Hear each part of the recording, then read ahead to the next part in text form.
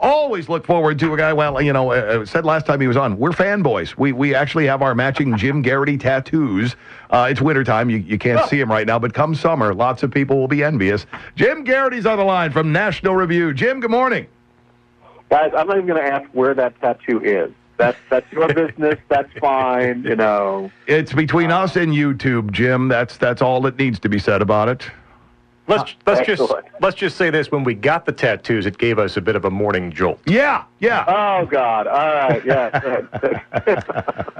You're going to want to read the morning jolt. Exactly how I expected this interview to begin. Yeah. I know you woke up this morning crossing your fingers for that. You're going to want to grab the morning jolt. You can have that delivered right into your email bin. You can enjoy it just like we do each and every day. And Jim, I have a son who's a college student. And he was saying to me the other day, I want to. Who do you read? Who do you recommend? I want to start reading some of the stuff that you're reading and all that. You were the very first person I recommended he start reading. He's got the jolt coming and reads everything you write. Well, actually, thank you. I was going to say that when National Review asked me to start writing this newsletter, I was not eager to take on the duty. It was they had a couple other ones. Basically, everyone was starting their morning newsletter, and all of them kind of looked and sounded the same. They were all basically the same old headlines. And I said, all right, I want to write some. I want to have something that I would want to read myself. And so I try to make it funny. Very often the news is depressing, or it is bad, or there's something not going the way we want to see it, whether it's in this country or overseas. And so I serve it up. I let you know what's going on there. But hopefully there's a little bit of a chuckle. One of my slogans is we laugh because otherwise we would cry. And, the Lord, the world gives us plenty of reasons for that. And, my aim is to kind of give you at least a reason to laugh to go along with it. And let's ask the most important question of the interview. Jim Geraghty, is your fantastically well-reviewed book, The Weed Agency, still available for purchase? Many people would like to know.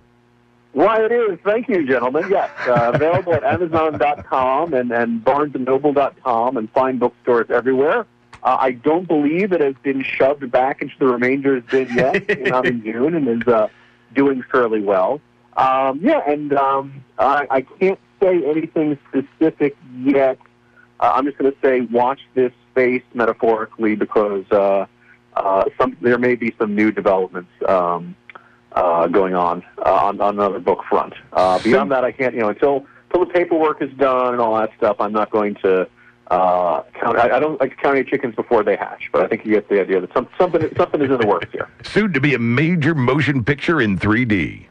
Oh, if only. Yeah. Or the animated series. Yeah, there you go. Jim Geraghty with us, National Review, recommending Jim Geraghty's Off-Kilter 2016 Rundown. There were a lot of candidates, and this is, I think, 12 pages printed. So we'll see how many we can get to, and I also want to talk a little school choice. It is National School Choice Week. You had a great column on that back in, actually, November that's been brought back for School Choice Week. But the 2016 Rundown, people talk about the first tier, Jim, and Jeb Bush is usually in there, and maybe Chris Christie's in there. And your Off-Kilter Rundown has 4 gentlemen in the first tier, and at least 2, maybe 3 generally aren't listed among the top tier. You got Scott Walker, who we think tremendous things of. We're much closer.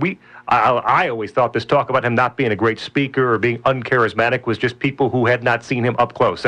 He has always had that vein in him, and people saw it this past weekend. So you got Scott Walker, Marco Rubio, Rick Perry, and Bobby Jindal in the top tier. Why those 4 guys? Sure. Walker, you had kind of acknowledged it, and one of the things I was thinking about as I put together this list was, yes, somebody like Jeb Bush has an enormous name recognition, enormous amounts of money likely to be raised, but there are a bunch of conservatives out there who really don't like Jeb Bush and detest the idea. I think he's a squish on Common Core and immigration and stuff like that. There are others who are concerned about the idea of running another member of the Bush family. Same thing with Mitt Romney. People, a lot of people love him. A lot of people wish. Certainly, almost every Republican wishes he had won. A lot of folks don't want to see him go a second time. Somebody like Scott Walker, I have yet to run into anybody in the party who really hates Scott Walker. It basically the lowest level of people are anywhere from they love him, I think with very good reason. I think he's a very impressive guy, or they kind of feel meh on him.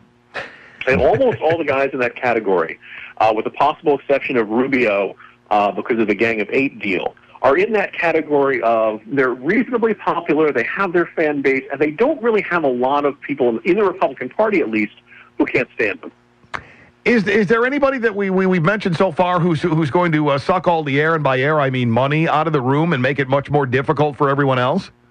Well, okay, so both Jeb Bush and Mitt Romney are both very well-connected guys, lots of Republican donors, a lot of the Wall Street crowd is there, and Chris Christie, the governor of New Jersey, also is very much plugged in that world. I gotta say, though, I think the mood of the Republican Party today is different than it was 4 years ago and different than it was, say, 8 years ago.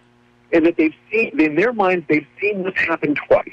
They've seen a guy who they perceive as not conservative enough for them win the nomination by outlasting everybody else. John McCain in 2008, Mitt Romney in 2012. And the money was a huge deal with that. And there are a decent number of conservatives who feel like the nomination was effectively bought, particularly last time. Now, on the one hand, every candidate needs money and all that kind of stuff. I don't think the Romney strategy of 2012, which is, put up $1 billion worth of ads, attacking your opponents and kind of cruise to the nomination. I'm not sure that's going to work this time around. I think a lot of, folks on the right feel like they kind of got, that Romney was an attack dog in the primaries and then kind of, looked a little more kindler and gentler and softer in the general election. And they kind of feel like it should be the other way around. They want to see Republicans, being a little bit nicer to their fellow members of their party, and then being really ferocious when it comes to the opposition. Jim Geraghty with us, National Review, nationalreview.com, Morning Jolt, and his book, The Weed Agency.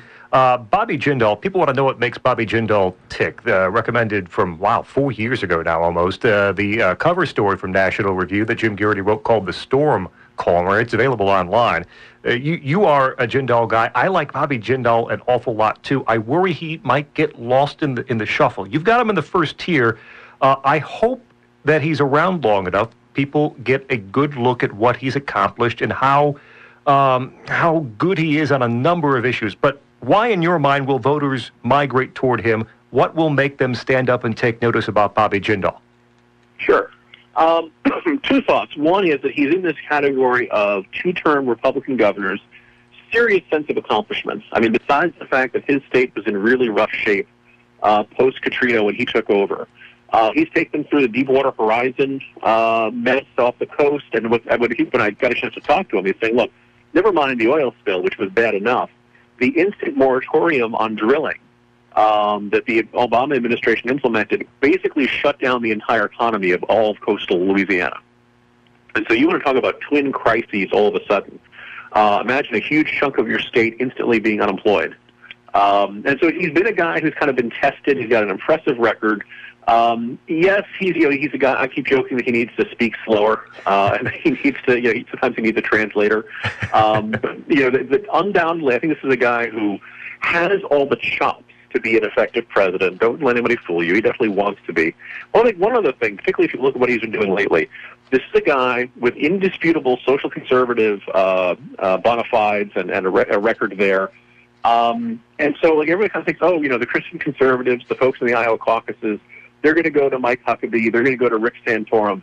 Don't be surprised if Bobby Jindal does better amongst religious conservatives than everybody expects. Now, is he going to win this demographic? No, but, again, he's a guy who I can see being the second or third choice of a lot of Republicans. And that's possibly emerging as sort of a consensus choice if some of the bigger names stumble. I was looking at your Twitter feed this morning. I've been watching some of the things that former Governor Huckabee's had to say recently, and this, kind of this man of the people sort of thing, this anti-high roller mood that he's got going on right now doesn't really float all that well. No, and here's the thing. So my colleague Charlie Cook has read his book and kind of, I think he finds Huckabee's shtick just insufferable. Now, if you love Mike Huckabee, you can not like him. I've always found him extremely personable in my interactions with him. But one of the things he says there is that in his book, God, guns, grits, gravy, gumballs, a lot of other G words in that title. Gumby. He talks about how much he loves the simple life, and the status is a Ford F-150 truck, and luxury is crayfish etouffee. Which is great, except I'm pretty sure he wrote that from his $2.8 million beachfront home in Florida. And there's a good article about how often he flies on private jets. His Fox News contract was $500,000 a year. His speaking fee started at $50,000. Now, look, here's the thing. He's entitled to enjoy all that. Unlike the president, I say, Mike Huckabee, you built that. You go ahead and enjoy it. You did it. But just knock it off with the I enjoy the simple life stuff, okay? Come on, And when you're going to denounce coastal elites, just don't do it from a beachfront home, okay? A little tone deaf there. Yeah, absolutely. Jim Geraghty with us, National Review, nationalreview.com. It's Riley and Scott on WROK. Deeper down on the list, I definitely want to ask about John Kasich because I kind of like John Kasich, but, right, there's always a big but with John Kasich. He rubs some people the wrong way personality-wise. I think he's had some extremely high highs as Ohio governor. And yet he's had some extremely low lows as well. The Medicaid expansion, he's a Common Core guy.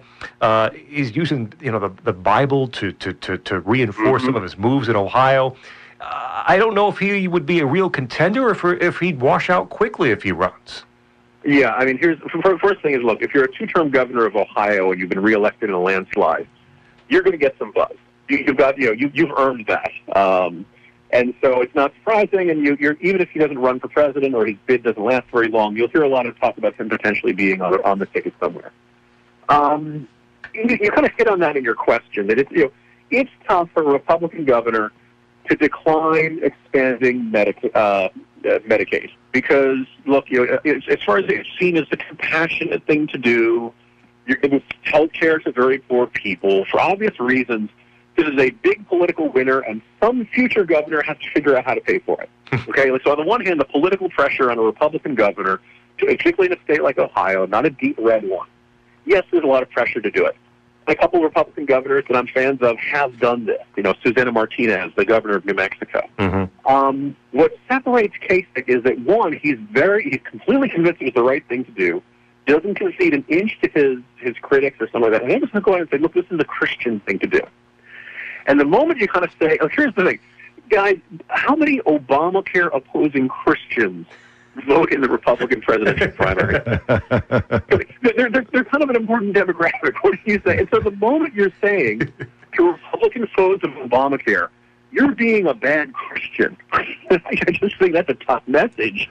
And I think a lot of people are going to bristle at that. Now, having said that, he does have kind of a certain blue-collar charm, and he probably shouldn't be underestimated. But I just think that position is going to prove to be pretty problematic in a Republican primary. National School Choice Week this week, Jim. You re-upped a column you wrote back in November, and Uber for Education. I think school choice is such a big issue and could be such a winning issue for the right candidate for president or governor in your favorite state. And it kind of worked here in Illinois with Bruce Rauner. And Uber for Education, though, what do you mean by that for 2016 and the nominee?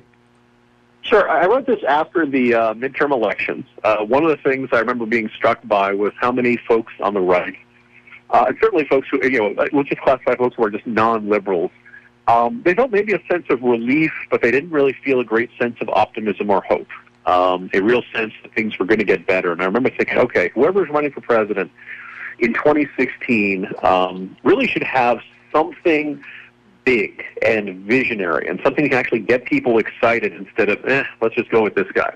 And I remember hearing this discussion from other smart conservatives who were talking about the car service Uber. And one of the things is that, folks on the right had complained about usually city-run taxi monopolies in cities. That basically you got, really lousy high fares, lousy cars. We've also the joke about the bad drivers and all that stuff. And taxi service in a lot of cities really stunk. But then along comes Uber, and Uber isn't, it wasn't set up as a free market, think tank. It wasn't really even conceived of being political. It was just, I'm going to create a service that does, there's a need, and I'm going to create something that creates a better service. And people love it. And I use Uber, and lots of other folks use Uber. And all of a sudden, this state-enforced monopoly is now running scared. And, of course, obviously they're trying to fight Uber through regulations and things like that. But it took this giant monolith of government inefficiency and just created a workaround.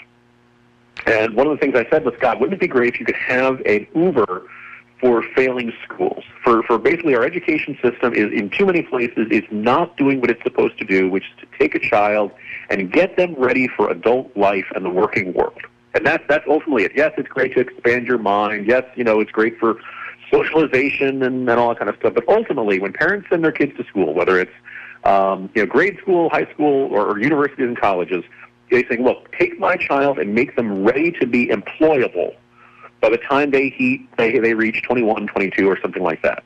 I also read a bit of Peter Thiel's book and stuff. So there are a couple of ideas I've thrown out. One was absolute, total, national, across-the-board school choice everywhere. Mm-hmm. Any parent should be able to send their kid to any school that will take them, any school that has space for them, period. And that there's no, and one of the things that made this a little bit controversial is, like, I want this as a national policy, which means I have Washington telling states and localities what they have to do. Mm-hmm. I know a lot of folks who didn't necessarily like that idea, who kind of feel like that, but my attitude is the principle that a parent should be in charge of their child's education and the right to send their kid to the school that they think will prepare that child best. To me, that's a principle that is higher than that of state and local control. And so I know smart people may disagree with me on that and all that stuff.